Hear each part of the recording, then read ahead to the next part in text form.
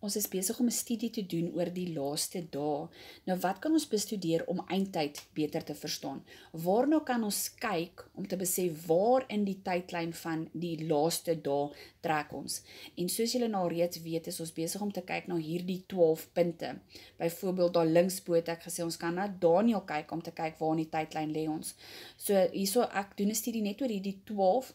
Daar's definitief nog ekstra dinge wat ons kan dophou, soos byvoorbeeld die maan, soos byvoorbeeld die as van die aarde, maar ek is nog besig om daaroor te bestudeer. Sodra ek meer weet, sodra ek dit verstaan, sal ek 'n studie daarvan maak. So intussen kyk ons net na hierdie 12, en in vorige lessies het ons nou alreeds na 8 van hulle gekyk, en vandag gaan ons na die 9de ene kyk, wat die boek van Openbaring is. Nou, om hierdie studie beter te verstaan, stel ek voor julle gaan lees gou Openbaring, dat julle verstaan die prentjies waarvan ek praat, want ek gaan praat asof julle alreeds weet, want anders dan gaan hierdie lesie verskriklik lank wees. Hy gaan alreeds baie lank wees, maar ek wil hom nie te langer uittrek nie. So Openbaring 1 vers 12 sien ons Johannes wat was in die gees, en hy het agter hom 'n groot stem gehoor soos van 'n bassein wat sê, ek is die Alfa en die Omega, skryf wat jy sien in 'n boek. Toe draai ek my om te sien watter stem met my gespreek het, en hy sien 'n persoon wat tussen 7 kandelare staan, en hy sien hierdie persoon het 7 sterre in sy hand. Nou oral waar julle sulke groen blokkies in die presentation gaan sien, is waar ek 'n Bybelversie uit die Bybel uit gebruik om Openbaring vir julle te verduidelik. As dit my eie opinie is, sal ek vir julle sê dis my eie opinie, maar sodra julle hierdie groen sien, dan weet julle dit is uit die Bybel uit verduidelik wat Openbaring beteken. So hierdie persoon wat tussen 7 kandelare staan, dis nie kandelare nie, dis die kerk. So hierdie persoon staan tussen die kerk, en dan staan hy met 7 sterre in sy hand. Nou dis nie so sterre soos komete, sterre nie, dit is engele. Nou hierdie engele in die Strongs is die getalletjie 32, wat beteken angeloi, en dit is, a angel is a messenger from God. So wat Johannes sien is Jesus wat tussen die kerk staan met 7 boodskappe in sy hand. Dan gaan ons aan by Openbaring 4 waar Johannes in die troon van God ingaan. Ek het gesien 'n geopende deur in die hemel, 'n stem wat sê, kom op hierheen, ek sal jou toon wat moet gebeur, en dadelik was ek in die gees en kyk, daar staan 'n troon. En dan binne in die troon sien hy iemand wat in die hemel, dan nou sien hy iemand wat op die troon sit, hy sien 7 fakkels voor die troon, hy sien 4 lewende wesens wat die hele tyd sê heilig, heilig, heilig, dan sien hy 24 ouderlinge wat rondom die troon sit. So nou sien ons weer in groen, verduidelik ek vir jou wat elke ene is. Nou ons weet, die persoon wat op die troon sit is God, maar gaan vir julle bewys uit die Bybel uit, hoekom sê ons dis God? Openbaring 4 vers 11 praat van hierdie persoon, u het alles geskape en deur u wil bestaan hulle, so ons weet God het alles geskape, dis God wat hier so op sy troon sit. Dan die 24 ouderlinge, wie is hierdie 24 ouderlinge? Ek weet net wie is 12 van hierdie 24, want Jesus sê in Matteus 19 vers 28 vir sy disippels, dat julle ook op die 12 trone sal sit en die 12 stamme van Israel oordeel. So 12 van hierdie 24 is die 12 disippels wat dan nou hierso sit. En dan die 7 fakkels wat daar voor die troon staan, is die 7 geeste van God. Ons gaan dan nou weer dieper kyk oor wat beteken hier die 7 geeste. Dan Openbaring 5 gaan ons verder lees, en daar staan in sy regterhand, is nou God die Vader, het hy 'n boek verseël met 7 seels. 5 vers 2 sê, 'n groot sterk engel vra, wie is waardig om die boek te neem? En 5 vers 5 sê, die lam uit die stam van Juda het oorwin om die boek oop te maak. Ook in hoofstuk 5 sien Johannes, toe sien ek, en ek hoor 'n stem van baie engele rondom die troon, en hulle getal was 10.000 van 10.000, en met 'n groot stem sê hulle, die lam wat geslag is waardig om hierdie seël dan oop te maak. Nou in die tyd van die Bybel het elke familie 'n seelring gehad, en konings het seelringe gehad. As jy byvoorbeeld 'n baie belangrike boodskap by iemand wou uitkry, en jy wou seker maak niemand anders te lees hierdie boodskap nie, dan het jy die skrol opgerol en toegesmelt met was en jou seelring. So hierdie seels wat ons van lees in Openbaring is soos 'n boek wat geseël is, wat beteken nie enige iemand mag dit lees nie, maar Jesus het die mag om dit te kan lees. Openbaring 5 vers 1 sien ons, en in God se regterhand was die boek gesien, van binne en van buite geskrywe en met 7 seels goed verseël. So Jesus breek die eerste seël oop en lees wat in die boek staan, en terwyl Jesus dit lees, sien Johannes images wat voor hom afspeel en hy skryf dit neer. Nou wat was hierdie seels? Wat is Jesus besig om te lees? Wat staan binne in hierdie boek? En my antwoord is, dit is verborgenhede. Onthou ons het gekyk in die studie van Efesiërs oor die 7 verborgenhede wat ons in die Bybel raak lees. As julle nie weet waarvan ek praat nie, gaan luister gou-gou die studie van Efesiërs. So Jesus is besig om hierdie mysteries te lees. Nou hoekom sê ek dis verborgenhede? Want Openbaring 10 vers 7 sê dit is. Daar staan, wanneer hy die bassein blaas, dan is die verborgenhede van God volbring. So as jy gaan kyk in Openbaring 10 vers 7, is dit die einde van die seels, en dan sê die engel dat dit is die einde van die verborgenhede. So daar is 7 mysteries wat net Jesus kan openbaar en vir ons lees. Die res van Openbaring 5 sê, in die middel van die ouderlinge staan 'n lam, asof hy geslag is met 7 horings en 7 oë. Nou ons weet hierdie is Jesus, maar kom ek wys vir julle uit die Bybel uit, hoekom sê ek dis Jesus. Johannes 1 vers 29 staan daar, the next day John the Baptist saw Jesus coming towards him and he said, behold the Lamb of God who takes away the sins of the world. En dan hierdie lam was in die middel van die troon, so dit beteken hy is in die hemel, en ons weet Jesus is in die hemel, want dit staan in Markus 16 vers 19, nadat die Here dan met hulle gespreek het, is hy opgeneem in die hemel en het gaan sit aan die regterhand van God. Nou waarom het hierdie lam 7 horings? Nou as jy enige plek raak lees van horings, selfs ook onthou julle in die boek van Daniël het ons gelees van die ram en die bokram wat horings het. Wat dit beteken, dis 'n koning wat nog nie sy koningskap ontvang het nie. Want op hierdie stadium van die storie is Jesus nog nie, of hy is koning, maar hy het nog nie sy posisie ingeneem as koning nie. Dit gebeur eers in Openbaring 19 vers 6. Ons sal daarna kyk as ons daarby uitkom. En dan het hy 7 oë. Nou hierdie 7 oë is ook die 7 geeste van God. So die 7 fakkels voor God se troon, en hierdie 7 oë wat dan nou by die lam is die geeste van God. Dit staan in Openbaring 5 vers 6. Die 7 geeste van God wat uitgestuur is oor die hele aarde. Ok, so die eerste verborgenheid word deur Jesus gelees. So die eerste seël word gebreek en Jesus lees die eerste verborgenheid en Johannes skryf neer wat hy sien. Hy sien 'n wit perd, hy wat daarop sit het 'n boog en aan hom is 'n kroon gegee. Hy het uitgegaan as oorwinnaar om te oorwin. Die tweede seël word oopgemaak, so die tweede verborgenheid word deur Jesus gelees, en wat Johannes sien is, hy sien 'n 4 rooi perd, die een op die perd is gegee om vrede van die aarde weg te neem, dat hulle mekaar doodmaak, en 'n groot swaard is aan hom gegee. En dan word die derde seël oopgebreek, so die derde verborgenheid word deur Jesus gelees, en wat Johannes sien is 'n swart perd, hy wat op die perd is, het 'n skaal in sy hand, en dan staan daar 'n randsoen koring vir 'n penning, en 3 randsoen gars vir 'n penning, en moenie die olie en die wyn beskadig nie. Dit klink nou vreemd, ek gaan nou vir julle verduidelik wat beteken dit. Dan word die 4de seël oopgemaak, so die 4de verborgenheid word deur Jesus gelees, en wat Johannes sien is 'n vaalperd, hy wat daarop sit, sy naam is die dood, en die doderyk het hom gevolg. Hulle is mag gegee om 'n 4de deel van die aarde dood te maak, en met swaard en hongersnood en pes en wilde diere.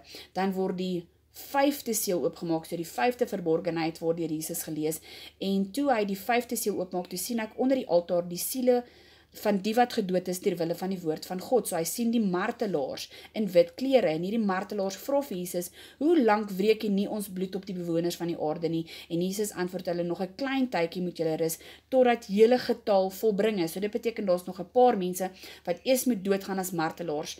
Dit moet eers volbring wees, dan gaan ek eers julle wraak.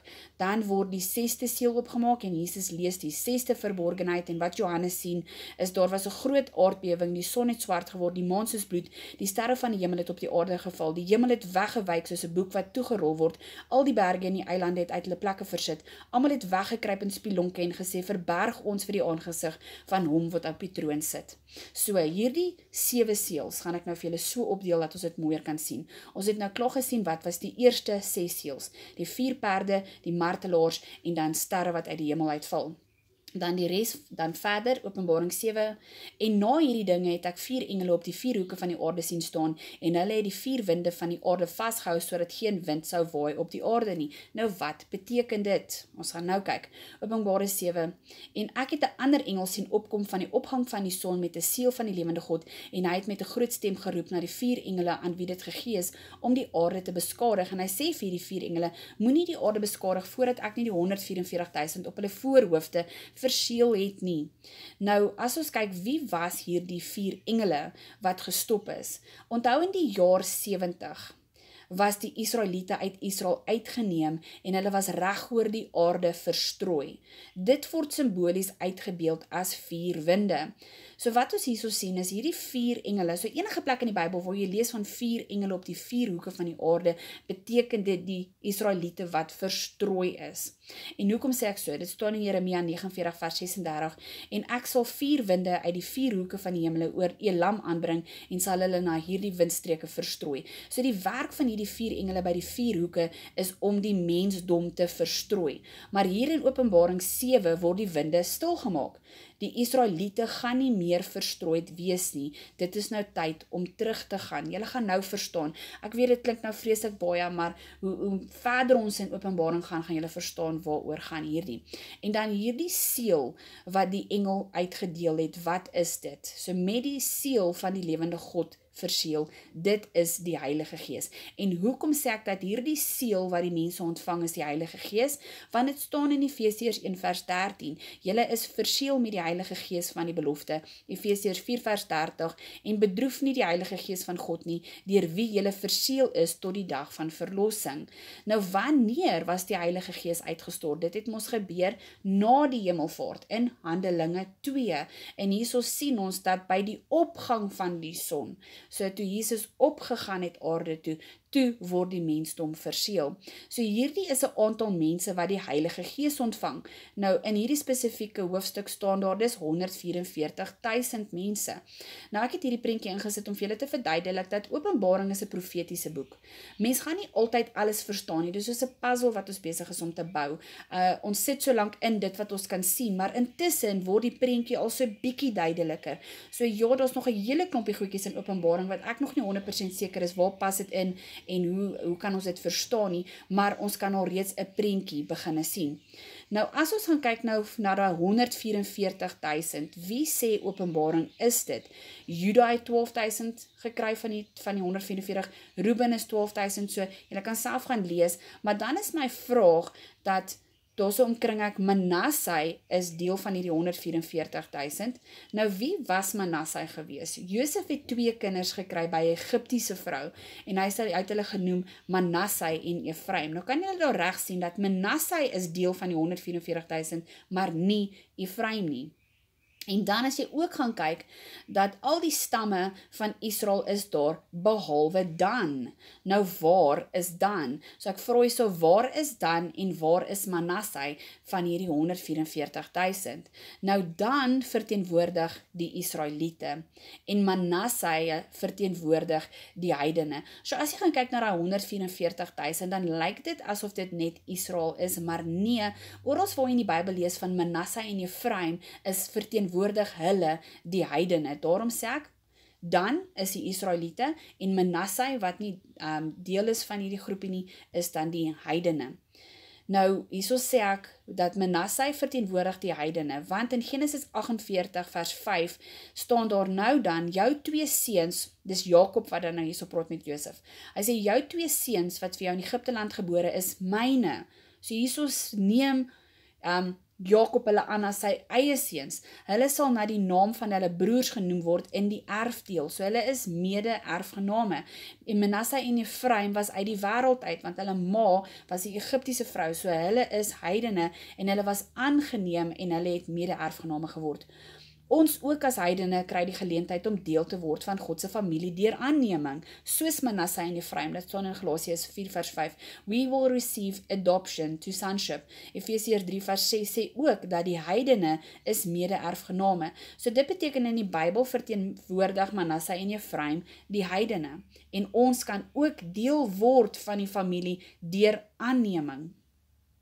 Nou wie kan almal die Heilige Gees ontvang? Want hierso lees ons nou van die mense wat die Heilige Gees ontvang en hierdie versie sê dat dit is net 144.000.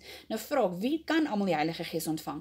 almal wat in Jesus glo as hulle verlosser. So dit is beskikbaar vir die Jood en vir die heiden.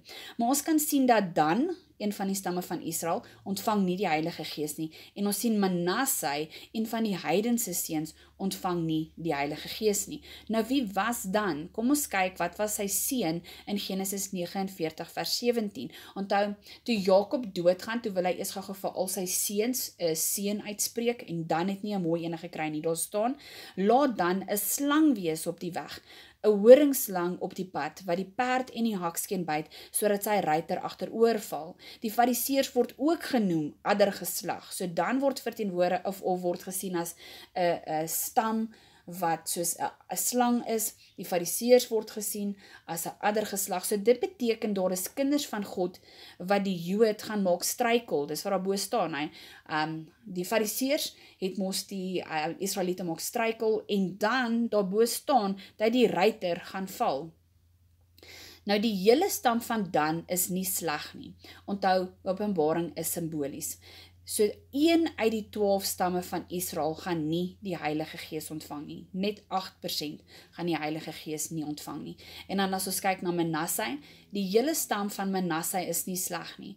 Dit is simbolies 1 uit 2 stamme van die heidene gaan die Heilige Gees nie ontvang nie. So 50% van die heidene gaan nie deel word van die familie nie. Nou die getal 144.000 is heeltemal te klein getal om die mensdom te verteenwoordig vir die Heilige Gees ontvang. So hierdie getal is ook definitief simboliese getal. Onthou in die Hebreëse kultuur het getalle ook 'n dieper betekenis. Byvoorbeeld 12 kan die 12 stamme van Israel voorstel, en 12 kan die apostels voorstel, en onthou die apostels het uitgegaan en die boodskap vir die heidene gevat, en dan die getal 1000 beteken new beginnings. Nou as jy vat 12 maal 12 maal 12, kom jy by die getal 144.000 uit. So die 12 stamme van Israel maal die 12 apostels maal met 1000 jaar se new beginnings, dan kom jy by 144.000. So ek sê hier so hakkies, dit kan simbolies beteken die Heilige Gees is beskikbaar vir die Israeliete en vir die heiden, en dit bring vir ons 'n nuwe lewe. Nou Openbaring 7 gaan aan. Na hierdie dinge het ek gesien, daar was 'n groot menigte wat niemand kon tel nie uit die nasies. Hulle het gestaan voor die troon in wit klere en met palmtakke geroep, heil aan ons God wat op die troon sit en aan die lam. Dit is hulle wat uit die groot verdrukking uitkom. Nou die oorblyfsels van die verdrukking is die gemeente. So wie is hierdie mense wat nou alreeds by die troon is? Dan sê ek vir julle, dit is die gemeente, dit is die kerk. Hoekom sê ek so? Dit staan in 1 Kolossense 1 vers 24. Nou verbly ek my in my lyding vir julle en vul in my vlees aan die oorblyfsels van die verdrukking van Christus, wat die gemeente is. Daarom is hierdie moontlik die gemeente wat alreeds gesterf het tot dusver. Hulle is alreeds in die troon. Nou hier lees ons van die mens wat deur die verdrukking gekom het. Omdat ons almal wag vir die 7 jaar groot verdrukking, dink ons die woord verdrukking gaan saam met hierdie 7 jaar. Maar nee, dit is 'n sinoniem vir harde tye. En ons almal gaan deur harde tye. Ons almal is klaar in 'n verdrukking. En onthou, ek praat nie hierso van die groot verdrukking nie. Ek sê nie ons is al reeds in die 7 jaar groot verdrukking nie. Ons is al reeds in harde, moeilike tye. Die Bybelse term vir die groot verdrukking is die grimmigheid van God. Nou in die begin van Openbaring sê Johannes, hy is 'n deelgenoot van die verdrukking. Hy praat nie van die groot verdrukking nie, hy praat van moeilike tye. So dan is hier 'n paar versies wat ek ook vir julle uit die Bybel uithaal wat praat van die woord verdrukking. Dit bedoel nie die 7 jaar verdrukking nie, dit bedoel moeilike tye. Ons is alreeds in 'n verdrukking. 2 Korintiërs 4 vers 17, want ons ligte verdrukking wat vir 'n oomblik is, bewerk vir ons heerlikheid. Romeine 5 vers 3. En nie alleen dit nie, maar ons roem oor die verdrukkinge, omdat ons weet die verdrukking bring lydsaamheid. En ook in 2 Korintiërs 1 vers 3. Geseënd is die God en die Vader wat ons troos in al ons verdrukkinge. So ons is alreeds in 'n verdrukking. Nie die 7 jaar groot verdrukking nie. So onthou, as jy die woordjie verdrukking lees, beteken dit nie dis die mense wat deur die 7 jaar verdrukking gegaan het nie. Dis mense wat deur moeilike tye alreeds gegaan het. Nou die 7de seël word dan oopgemaak en die 7de verborgenheid word deur Jesus gelees. En daar staan, en toe hy die 7de seël oopmaak het, kom daar 'n halfuur stilte in die hemel. En 7 basyne is aan 7 engele gegee. So die 7de seël wat oopgemaak word, gaan oor in 7 basyne. 'n ander engel met 'n goue wierookbak by die altaar het reukwerk aan hom gegee en hy het dit voor die troon gevat en nou Nou hierdie reukwerk is die gebede van die heiliges. Die engel het die wierookbak geneem, het dit met vuur voor die altaar volgemaak en dit op die aarde uitgegooi. So Openbaring 5 vers 8 sê self dat hierdie goue skale vol reukwerk is die gebede van die heiliges. Hulle het dit al in Openbaring 5 vers 8 gereed gehou. Hierso, so wat ek hierso probeer sê, wat nou hierso gebeur, is daar word vuur op die aarde neergegooi. Nee, dis nie vuur nie, dis die gebede van die heiliges wat uitgegooi word op die aarde. Nou word die 7de seël oorgegaan in 7 bassyne. So daarso sê ek, die 7de seël het oorgegaan in 7 bassyne, waarvan die laaste 3 bassyne word genoem W1, W2 en W3. Voordat ons verder gaan, moet jy die volgende verstaan, dat 'n engel is 'n boodskapper. Openbaring 1 vers 20, die verborgenheid van die 7 sterre wat jy my regterhand gesien het, 7 sterre is die engele van die 7 gemeentes. So engele is net boodskappers. En dan trumpets, as jy in die Bybel lees van trumpets, ja, in die gees gaan dit heel moontlik regte trumpets wees wat geblaas word, maar nee, ek bedoel, in die vlees, in die Ou Testament was dit gewoonlik trumpets wat geblaas geword is. Maar ons gaan nie die trumpets hoor nie, want trumpets is verteenwoordig 'n stem. Jesaja 58 vers 1 sê, verhef jou stem soos 'n bassein. En Tessalonisense 4 sê, want die Here self sal van die hemel neerdaal met 'n geroep, met die stem van 'n aartsengel. Openbaring 1 vers 10, ek het agter my 'n groot stem gehoor soos 'n bassein. Openbaring 4 vers 1, en die eerste stem wat ek soos 'n bassein gehoor het. Openbaring 10 vers 7 sê, maar in die dae van die stem van die 7de engel, wanneer hy met die bassein sal blaas. So as jy lees van trumpets wat geblaas word, is dit nie fisiese trumpets wat ons gaan hoor nie, dit is 'n stem en dit is 'n stem van 'n boodskap. So engele is die boodskappers wat 'n boodskap aan die kerk gee. Dis nie trumpets wat ons fisies gaan hoor nie, ons gaan 'n boodskap hoor. So nou gaan ons kyk na hierdie 7 trumpets, wat die 7de seël is. So ek gaan dit ook dan nou hier indeel, so daar is 7 van hulle. Die eerste trumpet word geblaas, so die eerste stem wat uitgaan, Johannes sien die volgende, haal en vuur gemeng met bloed, 1/3 van die bome het verbrand en al die groen gras het verbrand. Die tweede trumpet wat geblaas word, onthou is nie 'n trumpet wat ons met die fisiese oor gaan hoor nie, maar dit is 'n stem, 'n boodskap wat ons gaan hoor, en wat Johannes sien, 'n groot berg wat brand met vuur is in die see gegooi, 1/3 van die see het bloed geword, 1/3 van die seelewe het gesterf en 1/3 van die skepe het vergaan. Die derde trumpet wat geblaas word, so die derde boodskap wat uitgegaan word deur die boodskapper, wat Johannes sien is 'n groot ster wat soos 'n fakkelbrand het geval op 1/3 van die riviere. Die naam van die ster is Alsem en 1/3 van die waters het bitter geword en baie mense het gesterf. Die 4de trumpet wat geblaas word deur die engel, so die 4de boodskap wat uitgegaan word deur die boodskapper, wat Johannes sien, 1/3 van die son is getref en hy is donker, 1/3 van die maan is donker en 1/3 van die sterre is donker. En dan die volgende 3 wat nou geblaas moet word is wee, so daar staan wee vir die bassyne wat nog geblaas moet word. Dan die 9de bassein wat geblaas is, onthou, die engel is 'n boodskapper wat 'n boodskap bring, en wat Johannes sien is hierdie prentjie so aan die linkerkant. Ons gaan nou daarna kyk, en dan die 6de ene wat geblaas word is weer eens 'n army wat opdaag. Ons gaan nou kyk wat dit beteken. So dan, soos die 7 seëls, het ons klaar nog gekyk, die 7de seël word opgedeel in 7 trumpets, en voordat die laaste trumpet geblaas word, gebeur daar net eers gou ietsie. Openbaring 10 sien Johannes se engel, die prentjie links wys min of meer hoe hy lyk, en hierdie engel, ons gaan weer hierna kyk, sê dat die tyd is min. En ons almal weet, as die laaste trumpet blaas, is die tyd verby. En dan Openbaring 11, die volgende ding wat Johannes sien, is die 2 witnesses. Ek gaan nie nou fokus op dit nie, dis in die volgende lesie. En dan Openbaring 11, wanneer die laaste trumpet geblaas word, is dit dan wys hulle vir God op sy troon. Openbaring 11 vers 18, en die tyd van die dode om geoordeel te word het gekom. So dit is hoe die 7 seëls lyk. Die 7de seël is opgedeel in 7 trumpets. Nou, kom ons sien dit gou in 'n tydlyn. Die 7 seëls word gelees, en dan sien ons daar's 'n gemeente in die troon alreeds, en dan die laaste seël word 7 trumpets, en dan, ons het dit nou nog nie gesien nie, maar ek wil net hê julle moet die hele prentjie op 1 bladsy sien. Die volgende ding wat ons gaan sien, is die merk van die dier.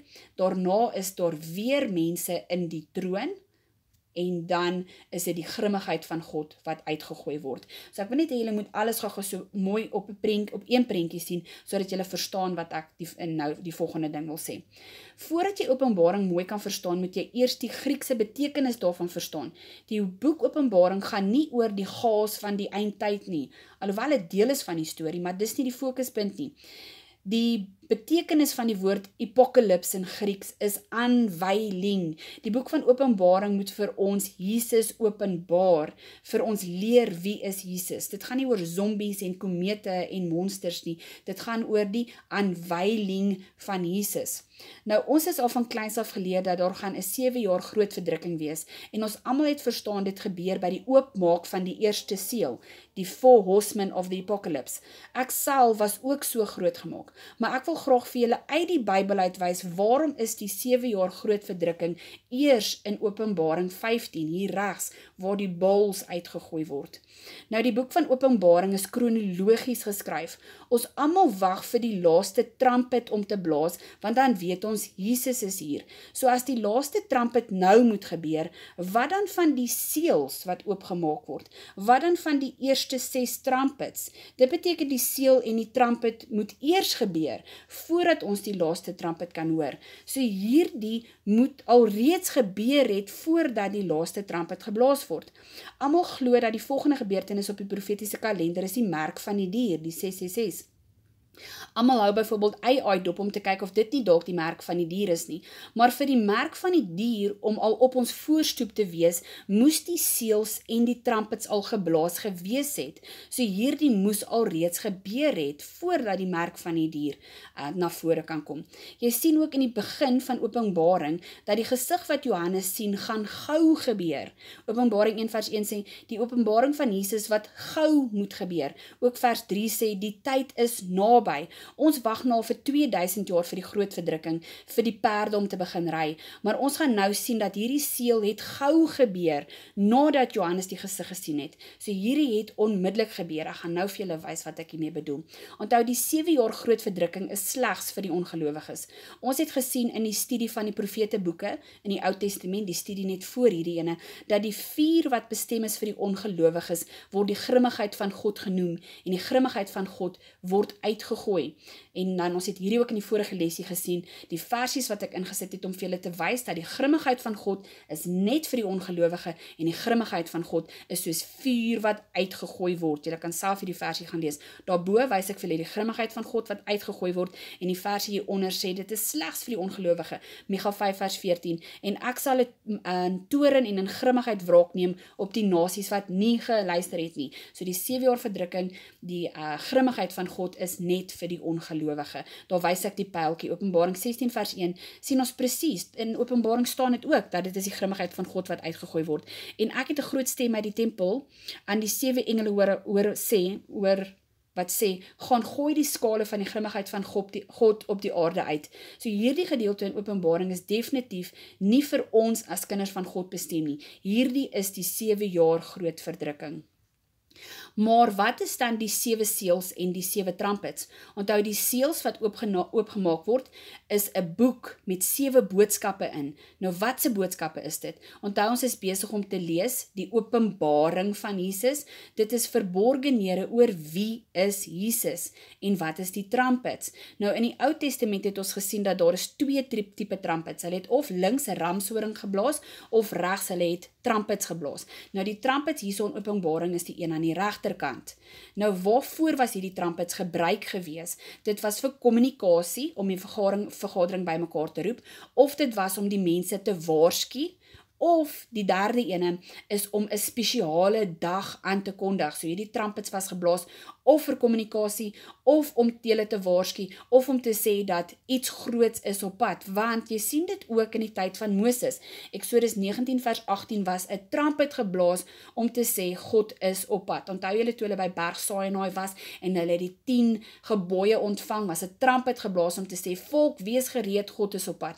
En hierdie selfde trumpet gaan in ons tyd geblaas word word wat gaan sê, Jesus is op pad. Joel 2 vers 1, blaas die bassein op Sion en blaas alarm op my heilige berg. Laat al die inwoners van die land bewe, want die dag van die Here kom, want hy is naby. So hierdie trumpets, dit beteken hierdie trumpets wat geblaas word in Openbaring, is 'n waarskuwing dat Jesus is op pad. Maak seker jy is gereed vir hom. Nou kom ons kyk, wat is die 7 seels en die 7 trumpets dan? Nou in die Bybel is perde wat uitgestuur word simbolies met Sagaria 1 vers 10, dit is hulle wat die Here gestuur het om die aarde te deurkruis. So die perde en hulle ruiters het uitgegaan en gaan kyk wat gaan aan op die aarde. Ok, nou hierdie is 'n prentjie met baie inligting. Ek wil gou hê, julle moet onthou, die tweede lesie van Openbaring het ons gekyk na die 7 kerke in hoofstuk 2 en 3 van Openbaring, en ons het gesien dat hierdie 7 kerke verteenwoordig die 7 church ages, hierso aan die linkerkant, dit is dan studie nommer 2 van Openbaring. Nou so wat ons nou wil kyk, is ons wil kyk wat is hierdie 7 seels. So daar is ook 7 seels, en as ons hierdie 7 seels ook indeel in die 7 church ages, net soos ons gedoen het met die gemeentes, sal julle sien hoe pas dit in met wat al reeds gebeur het op die aarde. So wat ek bedoel is, kom ons vat hierdie 7 seels en ons gaan deel dit ook in die 7 church ages. So dit beteken dat die eerste perd wat begin hardloop het, val in die tyd van die disciples. Onthou julle, ek het vir julle gesê dat Openbaring 1 sê, dis iets wat nou moet gebeur, dit is naby. So die eerste perd wat hardloop, gebeur al in die tyd van die disciples. Want onthou, Efese beteken fully purposed. Onthou julle, hierdie disciples het uitgegaan met 'n mission om die evangelie so vir almal te gaan verkondig. Nou die wit perd, hy wat daarop sit, het 'n boog en aan hom is 'n kroon gegee. Hy het uitgegaan as 'n oorwinnaar om te oorwin. So die disciples het uitgegaan as oorwinnaars om te oorwin. Die tweede perd, die 4 rooi perd, val in die tydperk van die Roman Empire. En die Romans beteken ons bitter. Nou hierdie 4 rooi perd, die een op die perd is gegee om vrede van die aarde af weg te neem. Die Roman Empire was baie wreed gewees. Die res van die versie sê dat hulle mekaar kan doodmaak en 'n groot swaard is aan hom gegee. Hoeveel Christene was nie doodgemaak in die tydperk van die Romeine nie? Die derde perd is die swart perd en hy val in die tydperk van die Roman Catholic Church. Nou die stukkie wat praat oor die derde perd sê, dis 'n swart perd, hy op die perd het in sy hand 'n skaal gehad. En dan is daar hierdie stukkie wat sê 'n rantsoen koring vir 'n penning en 3 rantsoen gars vir 'n penning. Dis die een gedeelte, en moenie die olie en die wyn beskadig nie. Nou wat beteken dit? Het dit enigiets te doen met die Roman Catholic Church? As jy kyk na 'n rantsoen koring vir 'n penning, dit verteenwoordig armoede. Nou, dit is 'n tydperk van the scarcity of the word of God. Onthou julle gedurende die Roman Catholic era, in die begin, was die Bybels mos vasgeketting gewees, dit was in Grieks gewees, so die mensdom het nie Bybels in hulle huis gehad nie, hulle moes maar geglo het wat die Pope vir hulle geleer het. So dit is 'n tydperk van waar die woord van God skaars is. Maar dan daai tweede gedeelte daaronder wat sê, moenie dat die olie en die wyn beskadig word nie. Nou die Roman Catholic Church is 'n false religion. En hierdie stukkie sê, moenie die olie en die wyn beskadig nie. En onthou, olie is die Heilige Gees, verteenwoordig Heilige Gees, en wyn verteenwoordig die bloed van Jesus op die kruis. So God wants his true gospel of salvation to still be preserved. So hy sê, moenie die boodskap van die olie, die Heilige Gees, en moenie die boodskap van die wyn, die kruis besoedel nie. Dit moenie verlore raak gedurende hierdie tydperk nie. Dan die 4de perd is die valperd, en hy val in die tyd van die Middle Ages. Nou 'n valperd, hy wat daarop sit, sy naam is die dood. Die doderyk het hom gevolg. Hy mag gegee oor 'n kwart van die aarde van die mense dood te maak deur swaard, pes en hongersnood en wilde diere. As ons byvoorbeeld kyk na die pes wat in hierdie tyd van die Dark Ages was, is die Black Plague wat 20 miljoen mense doodgemaak het. Dan die 5de seël is die martelaars wat onder die altaar is. Nou hierdie val in die tydperk van die protestante Reformation. Nou kom ons kyk, onthou julle dat hierdie gedeelte staan bekend, of die kerk se naam in hierdie tyd Sardis beteken escaping ones, coming out, en dit is dan die tyd van Luther, wat hy dan die Reformation begin het. Die volgende tydsperiode is die Revivalism, onthou dit is die God's Generals se tydperk, en dit was in die 1700s tot die 1900s. Nou wat het hierdie tydperk in geskiedenis gebeur? Volgens Openbaring, wat moet gebeur, daar staan 'n groot aardbewing, die son het swart geword, die maan soos bloed, die sterre van die hemel het op die aarde geval, die hemel het weggewyk soos 'n boek wat toerol, al die berge en eilande het uit hulle plek uit versit, almal het weggekruip in spelonke, verberg om vir die aangesig van God. En wat het hierdie tyd gebeur? Dit was die tyd van World War I, dit was die tydperk van World War II, en dit was die tydperk van die Holocaust. So ja, dit was 'n verskriklike tydperk in die geskiedenis. En dan ook, wat in hierdie tydperk gebeur het, daar staan dat die sterre het geval. Nou wat ek hou verskriklik baie van sterre, so as ek enige iets raak lees oor sterre, sal ek baie goed oplet, en ek het eendag hierdie prentjie gesien. Blykbaar in die jaar links onder 1833, kan julle sien, dit val presies in hierdie tydperk, daarbo, Revivalism is tussen die jaar 1700s en 1900s, die jaar 1833 was daar 'n verskriklike groot meteor shower. Hulle het dit genoem The Night the Stars Fell. Nou 50.000 tot 150.000 meteor shower het elke uur geval. Nou dit moes verskriklik awesome gewees het. Ek dink die mense van die tyd het seker gedink is die einde van die wêreld. Ek sou baie graag dit wou sien, daar was die kameras, so die mense moes dit geteken het. En as jy gaan kyk, gedurende die 6de seël, wat in hierdie tydperk val, staan daar, die sterre van die hemel het op die aarde geval. So dit stem ooreen met hierdie tydperk. So, kom ons recap net gou-gou. Daar is 7 seëls wat uitspeel gedurende die 7 church ages, tussen die 7 tydsperiodes. Nou wat nou van die 7de seël, wat oorgaan in 7 trumpets? So ek gaan hom ook net weer so uiteensit, sodat ons al 7 langs mekaar kan sien.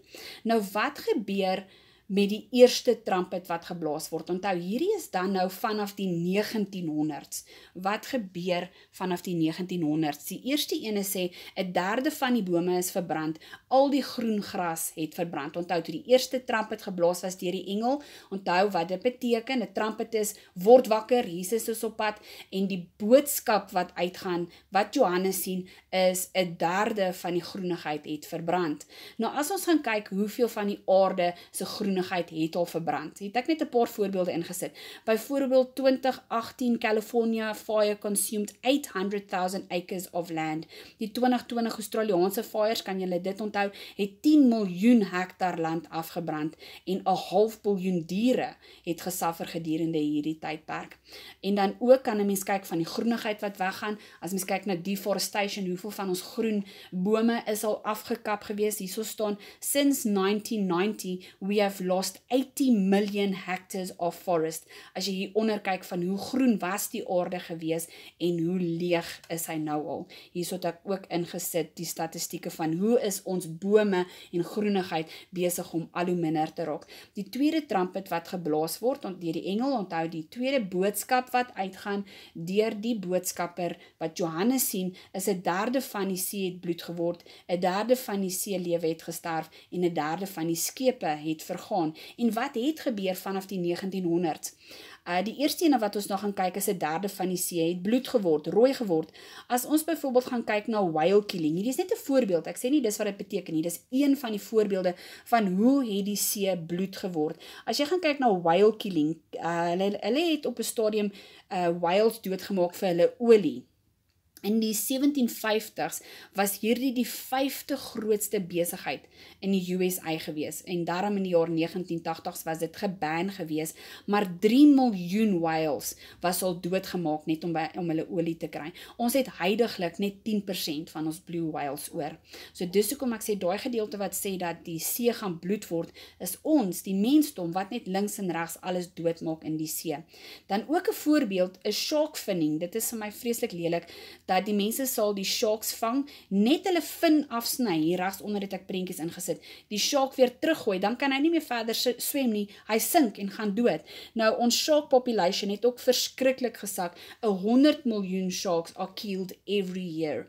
En waarom soek hulle net die fin van die shark? Want soos vir al die Asie mense, hulle maak shark fin soep, en dan kan hulle dit verkoop vir $100 per bal. Nou, ek wil net gou hierso stop, want dit is soos, waarom wil die mense die whales doodmaak? Waarom wil die mense die sharks doodmaak? Onthou daar is 'n vers in die Bybel wat sê, dat the love of money is the root of all evil. Waarom wil hulle al die whales doodmaak? Om olie te kry, om geld te kry. Waarom wil hulle die sharks doodmaak? Om die vin te kry, om dit te verkoop, om geld te kry. So waarom gebeur al die lelike goeders op die aarde? Want die mense chase money. En dan onthou ons is nou nog besig om te kyk na die tweede trumpet wat geblaas word van die see, wat besig is om dood te gaan. Die derde ene sê, of die tweede sê dat 1/3 van die see lewe het gesterf. En as ons gaan kyk na die ocean pollution, is dit verskriklik erg. Daar is, hier regsonder, is daar 'n eiland van plastiek in ons see. Hulle sê dit it's twice the size of Texas. Hulle noem dit the Great Pacific Garbage Patch. Hy het 1,6 miljoen square kilometers net plastiek en vuilgoed. Dis 80,000 ton se plastiek wat in die oseaan dryf. Dis sy eie vuilgoed eiland. Nou, die mense wat, aktiviste wat uitgaan om vir die mensdom bewus te maak van hierdie plastiek eiland in die middel van die see, het sarkasties geword en hulle het hom gaan registreer as 'n staat. Hulle noem hom the Trash Isle en hulle het soms sy eie paspoort ook gaan maak, hier regs onder the Trash Isle paspoort, en hy het sy eie currency ook wat hulle debris noem. Net sodat die mense bewus word dat ons see is so vol plastiek dat die see is besig om dood te gaan. Dan ook as 'n mens kyk, ons lewe in 'n generasie waar hulle die see heeltemal overfish. Byvoorbeeld, hier is klomp statistieke wat julle nog kan gaan kyk.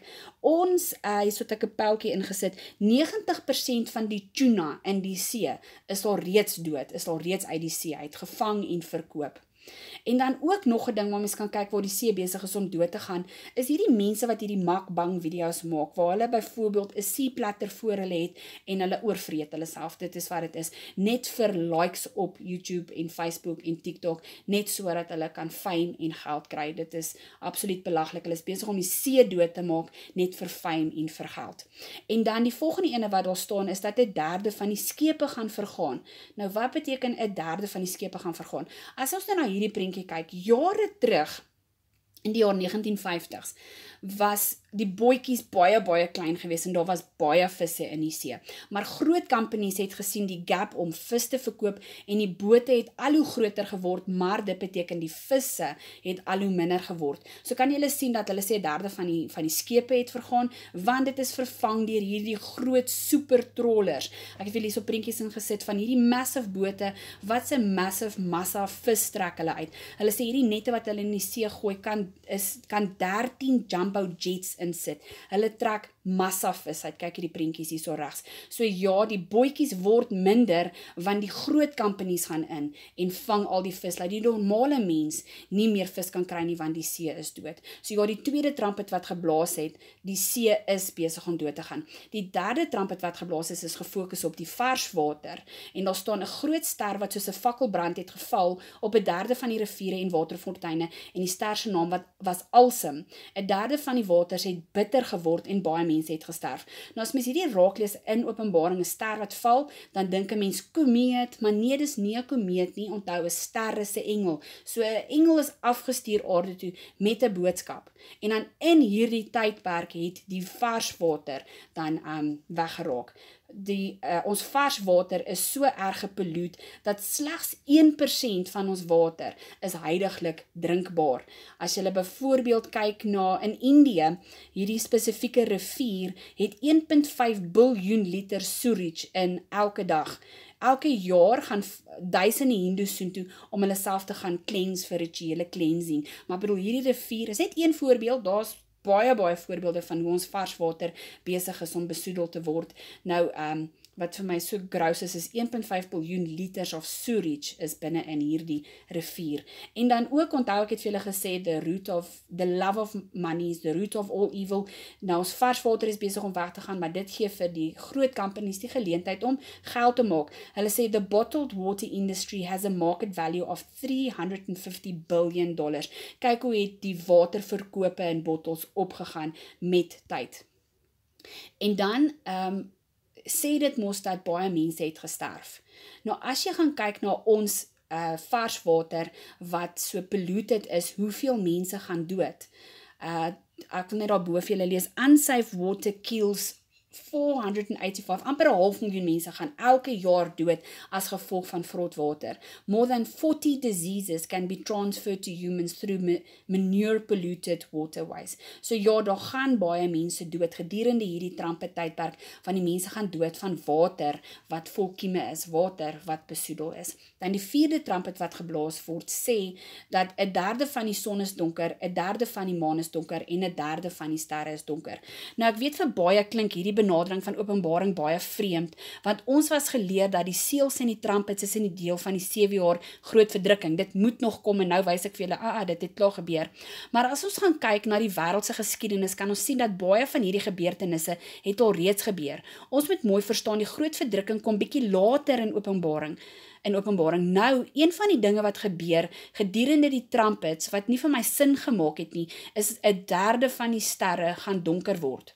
Nou, hoe kan dit gebeur? Met ons blote oog kan ons omtrent 9000 sterre sien, as dit 'n helder aand is. Hoe kan 3000 van hierdie sterre net wegraak? God is 'n God van patroon, 'n God van orde. Die sterre het almal patrone wat hulle hardloop. As jy self ook gaan dink, hoe is dit moontlik dat ons nie meer die sterre so mooi kan sien nie? Want onthou, hierdie trumpet blaas en 1/3 van die sterre raak weg. Nou, hulle kan nie net wegraak nie, hulle hardloop in patrone. Hoe kan sterre wegraak? Deur besoedeling, ligbesoedeling. Hierso sê ek, the rise of the Industrial Revolution in die jaar 1750 paved the way to the birth of massive productions of factories, en daar gaan baie mense dood as gevolg van hierdie ligbesoedeling. Hulle sê 7 miljoen mense gaan dood elke jaar as gevolg van ligbesoedeling. En onthou, dit is nie soos jy asem dit in en jy vrek nie, dit is goeie soos mense wat strokes kry, mense wat hartaanvalle kry, lung diseases. So dit, hierdie as gevolg van ligbesoedeling gaan baie mense dood. So gedurende hierdie trumpet wat geblaas word, ja, is daar baie mense wat doodgaan. Nou voordat ons aangaan met die 7 trumpets, kom ons kyk gou-gou, waarom gebeur al hierdie dinge? Ons verstaan dat die seels is verborgenhede wat Jesus lees, en ons verstaan die trumpets is 'n waarskuwing dat Jesus is op pad. Ons moet seker maak ons is gereed. Maar kom ons kyk na 'n dieper betekenis waarom hierdie gebeur. Maar ek sien hierdie spesifieke teaching is nou al amper 50 minute lank, so ek gaan hierso stop, dan gaan ons by die volgende teaching aangaan, so ons gaan aangaan met die laaste paar trumpets wat geblaas word, die laaste 3 W's, ons moet nog daarna kyk, wat beteken dit, en ons moet dan kyk, waarom gebeur al hierdie dinge, so dit sal dan nou eers in die volgende teaching wees. Ek het dit in hierdie teaching, maar ek sien dat ons is bietjie besig om lank te gaan.